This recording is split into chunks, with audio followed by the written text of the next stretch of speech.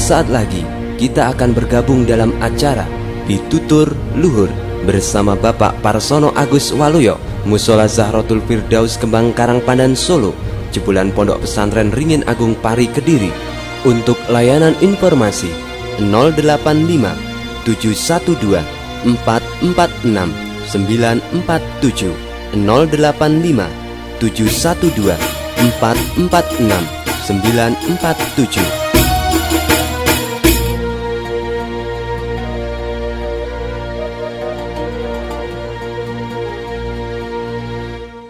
Assalamualaikum warahmatullahi wabarakatuh. Bismillahirrahmanirrahim. Alhamdulillahirabbil alamin. Allahumma sholli ala Muhammad wasallim. Mari dilanjutkan.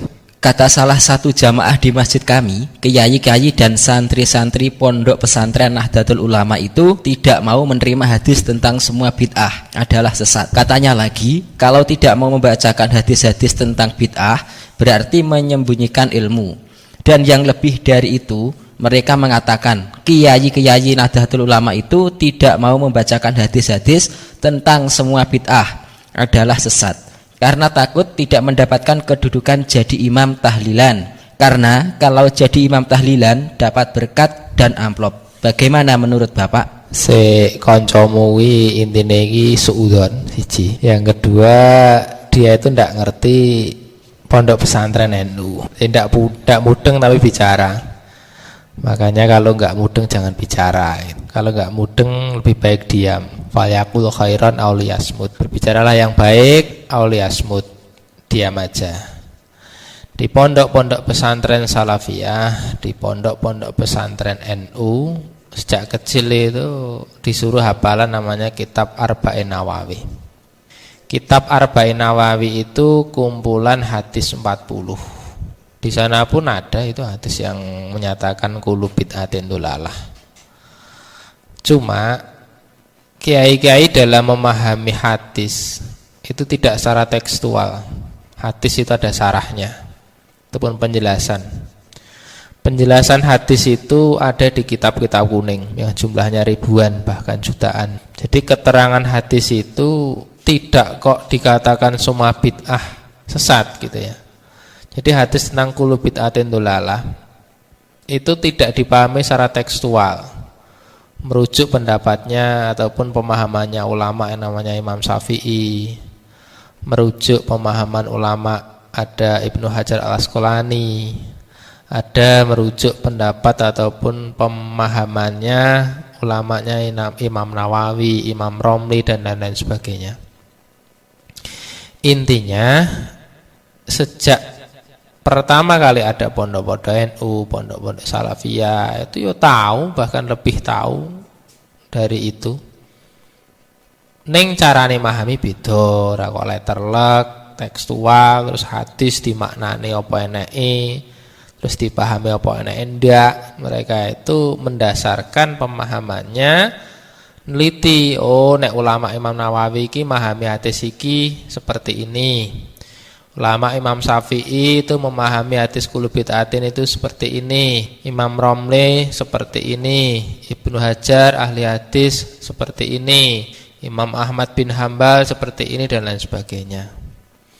Lah, seluruh ulama-ulama kiai-kiai NU, santri-santri NU, pondok-pondok pesantren Salafiyah itu memahami hadis itu menurut pemahamannya ulama salafus soleh. Jadi tidak ngawur. Kalau engkau menuduh bahwa kiai itu tidak mau membacakan, berarti jenengan belum pernah datang ke pondok pesantren NU, belum pernah ke pondok pesantren Salafiyah yang notabene di sana diajarkan hadis-hadis itu.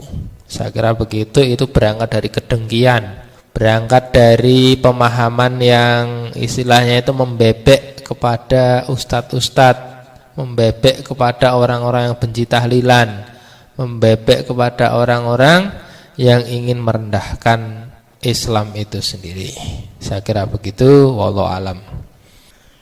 Di desa kami ada lelaki yang punya istri 4. Sholatnya rajin, baik kepada sesama, kadang-kadang jadi khotib sholat Jumat. Tetapi oleh tetangga-tetangganya dikatakan tukang ceramah yang tidak mengamalkan isinya. Orang Jawa menyebut Ustadz Jarkoni. Pertanyaannya, bagaimanakah sebenarnya lelaki yang punya 4 istri menurut agama Islam? Nah, sering ini kadang-kadang wongi nek wong zina ditoke wae gitu ya. Tapi kalau ada orang yang istilahnya istrinya lebih satu diolok-olok. Coba dibaca Quran surat An-Nisa ayat 3. Quran surat An-Nisa ayat 3. Artinya, maka kawinilah wanita-wanita yang kamu senangi, 2, 3, atau 4. Kemudian jika kamu takut tidak akan dapat berlaku adil, maka kawinilah seorang saja. Jelas toh ayatnya di dalam Quran surat An-Nisa ayat ketiga. Jadi Quran surat keempat, 1 itu Al-Fatihah, 2 Al-Baqarah, 3 Al-Imran, keempat surat An-Nisa. Jadi surat An-Nisa ini Quran surat keempat ayat ketiga. Di sana dinyatakan fankihu ma tobalakum minan nisa'i masna wa sulasa wa ruba. Fa in khiftum ala ta'dilu fawahidah. Artinya fankihu, nikailah ma tobalakum minan nisa'i, wanita-wanita yang kamu senangi. Disuruh mengawini berapa? Masna, 2. Kalau ndak 2 wasulasa, 3. Kalau ndak 3 waruba, 4. Tetapi akhir ayat fa in khiftum, kalau kamu khawatir ala ta'dilu, tidak dapat berbuat adil, fawahidah, ya satu saja. Jadi boleh saja. Toh kadang-kadang kita itu nggak ngerti ya namanya kehidupan manusia, kehidupan rumah tangga orang lain begitu. Kalau kita mengorek-orek orang lain, berarti kita itu mengorek-orek aib orang lain, itu dilarang di dalam agama. Adil itu persoalan lahir, bukan persoalan batin. Kalau persoalan batin itu dipasrahkan kepada Allah Subhanahu wa taala. Jadi secara zahir kita berlaku adil, secara batin semuanya kita pasrahkan kepada Allah Subhanahu wa taala. Saya tidak menyuruh poligami ataupun beristri lebih dari 1, tapi saya juga tidak istilahnya melarang untuk melakukan itu. Silakan, toh semuanya ada dalilnya. Quran surat keempat ayat 3 tadi. Jadi dalilnya jelas, boleh 2, boleh 3 atau 4, maksimal 4. Jumhur ulama pun demikian, kecuali Nabi. Kalau Nabi Muhammad lebih dari 4 karena memang manusia super. Kalau manusia sekarang itu lebih dari 4 itu sulit. Wong 3, 2 aja sulit, apalagi lebih dari 4. Kalaupun ada, itu secara fikih itu harus istilahnya tidak boleh bersamaan. Jadi mungkin orang istrinya 6 atau 7, tetapi istilahnya tidak boleh bersamaan. Kalau Nabi Muhammad itu boleh, karena memang Nabi Muhammad itu manusia yang sempurna, manusia yang super, manusia yang istilahnya itu diberikan kelebihan yang besar oleh Allah Subhanahu wa taala. Wallahu alam. Silakan. Aku punya teman belum bisa nyetir mobil. Teman saya mengaku telah membeli mobil Avanza dari kakak saya seharga 130 juta rupiah. Karena malu terhadap tetangga di kampungnya, teman saya itu waktu transaksi jual beli mobil Avanza tersebut hanya 2 orang, yaitu temanku dan kakakku. Singkat cerita, mobil telah dibayar temanku lunas 130 juta. Kata temanku, dia malu diketahui orang kalau sudah beli mobil Avanza dari kakakku, karena dia baru saja menjual 1 petak sawah hasil warisan dari kakeknya. Temanku takut diejek orang, numpaki galengan, sehingga memutuskan beli mobil tanpa diketahui orang lain. Beberapa hari kemudian kakakku meninggal dunia.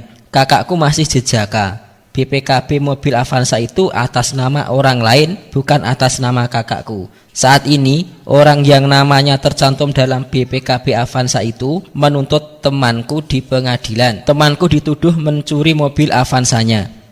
Pertanyaannya, dalam hal ini menurut Al-Quran bagaimana? Karena kata Pak Ustadz, Al-Quran itu pedoman hidup manusia.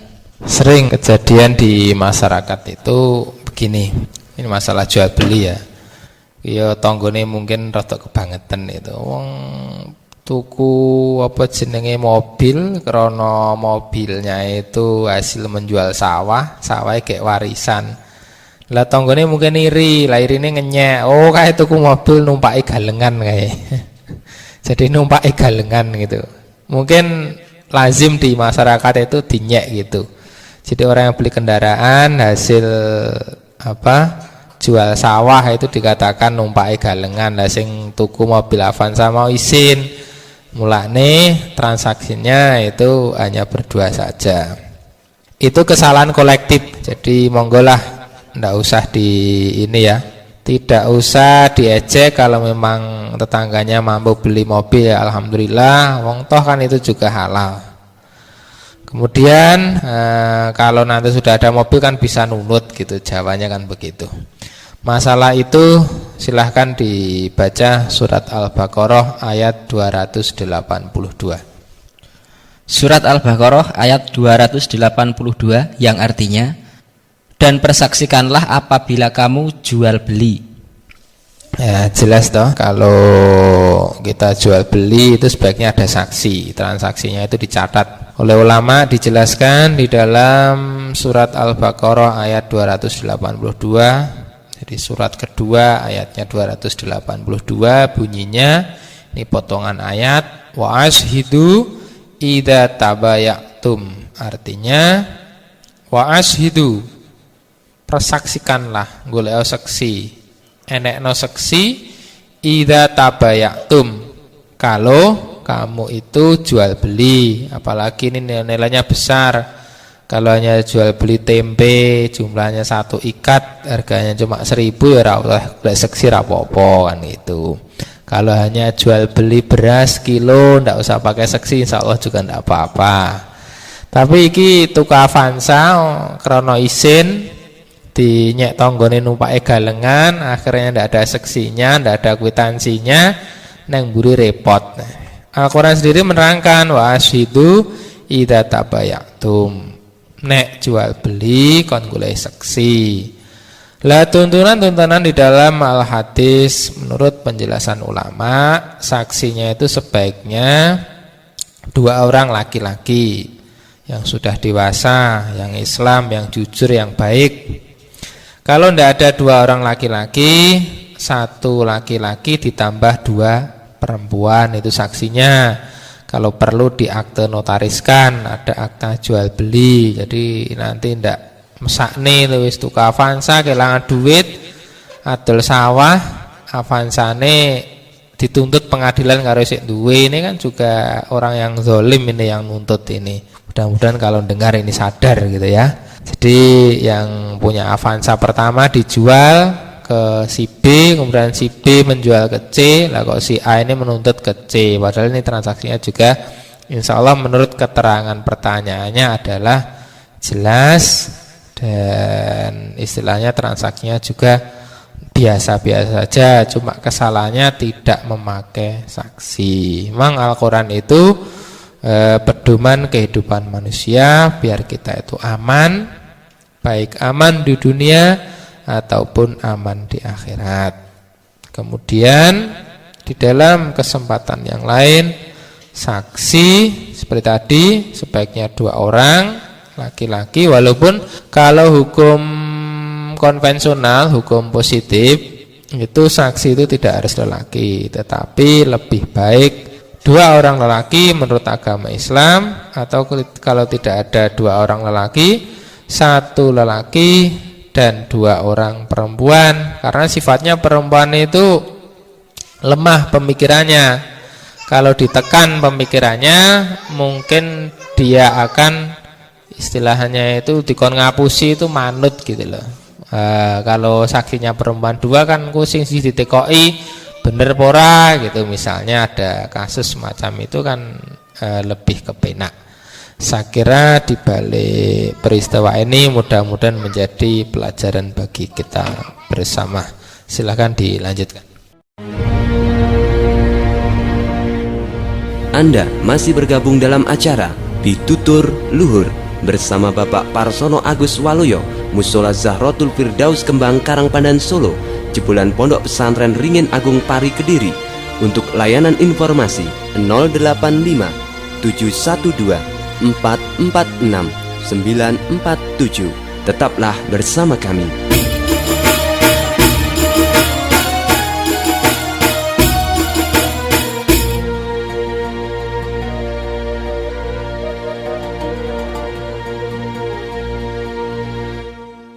Saya pernah ikut pengajian di kampung saya. Waktu pengajian, ustadz yang ceramah bercerita Gus Dur waktu bayi ketika hujan diajak oleh bapaknya di tengah halaman rumah tanpa payung sehingga bapaknya Gus Dur dan bayi itu basah kuyup. Kata ustadz yang ceramah tadi, hal itu atas perintah seorang kiai. Pertanyaan saya, apakah hal itu ada tuntunannya dalam Al-Quran? Karena menurut saya bayi kena air hujan biasanya sakit. Ini kadang-kadang agama itu tidak harus dengan akal ya. Di akal itu bukan segalanya. Walaupun akal harus dipergunakan, tapi jangan mendewakan akal. Sing ngersakne sakit itu Gusti Allah. Jadi kadang-kadang kalau kita percaya tentang akidah, sing ngersakne sakit itu Allah. Lah bayi kok dihujan-hudanke itu nek wong desa mungkin kan wah kuwi kiai gemblung kuwi ustad gemblung mosok bayi kok udan gegerutan malah dikon nang tengah latar kon udan-udan pisan.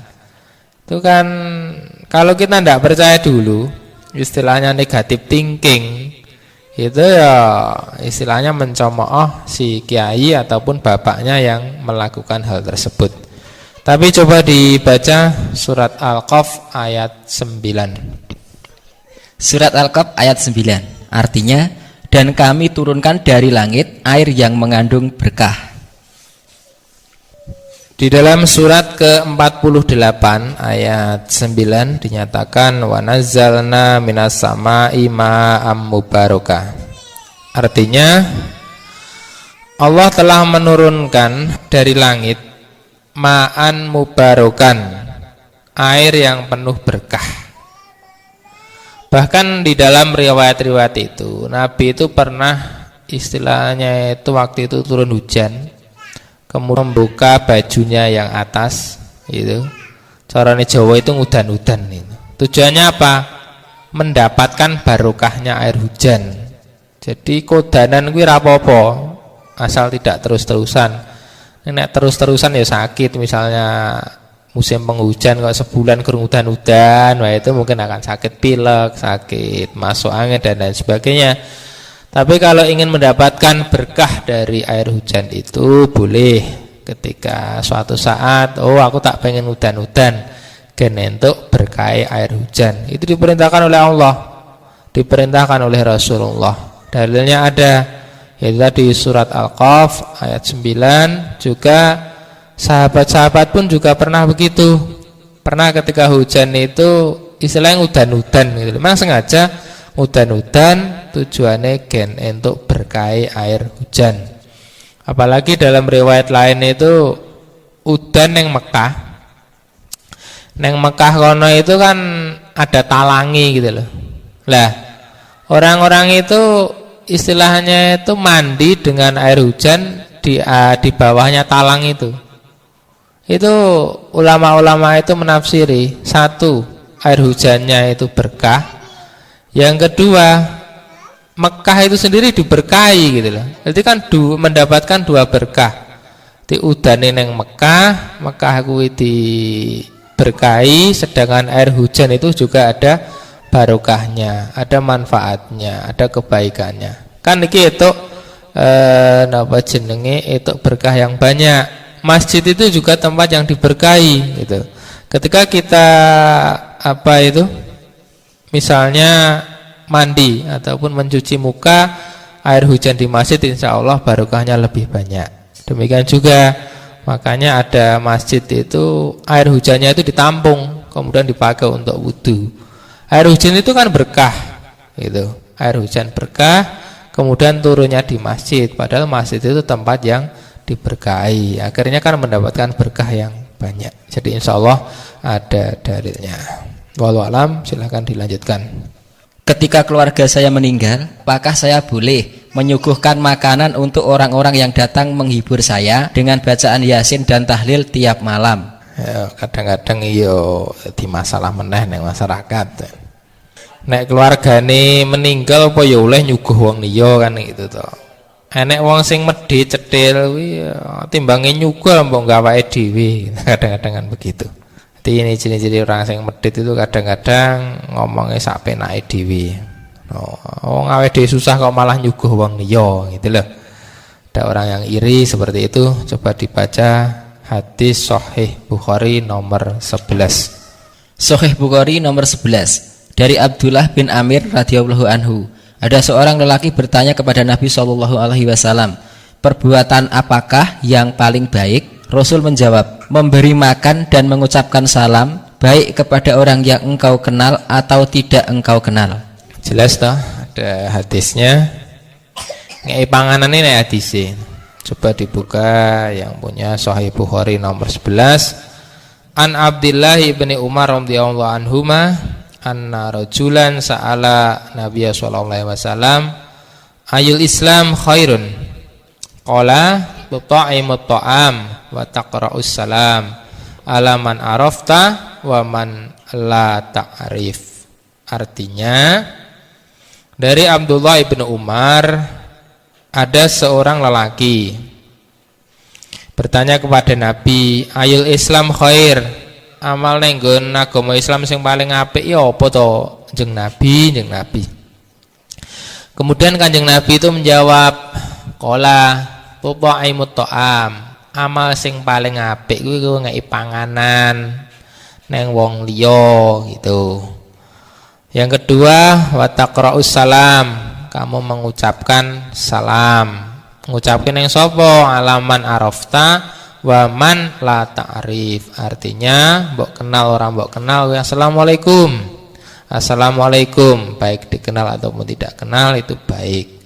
Hadis ini kan tidak ada batasannya. Mbuh kuwi kahanan susah, mbuh kuwi kahanan apapun, dimanapun, ngeki panganan ki boleh saja, bahkan nindakake sunah Kanjeng Nabi. Dadi nek wong larang ngeki panganan kecuali panganannya itu sate kire itu tidak boleh. Sate bekicot ngono ora oleh mbok kene. Sate babi itu juga tidak boleh, kan ada itu babi pikul gitu. Itu jelas haram. Atau jenengan mencuri ayam tak kene apa jenenge tangga-tangga sing apa itu maca Yasin neng kene, maca tahlil neng kene, ya juga ndak boleh. Ngasih makanan, belinya makanan uangnya dari hasil korupsi juga nggak boleh. Ngasih makanan dari istilahnya itu bondone bapake sing wis meninggal padahal belum dibagi warisannya, itu juga nggak boleh gitu loh. Tapi kalau ngasih makanan secara umum asal sumbernya itu jelas halal itu boleh. Yang nggak boleh itu ngasih makanan sumbernya tidak jelas atau zatnya itu sendiri tidak jelas.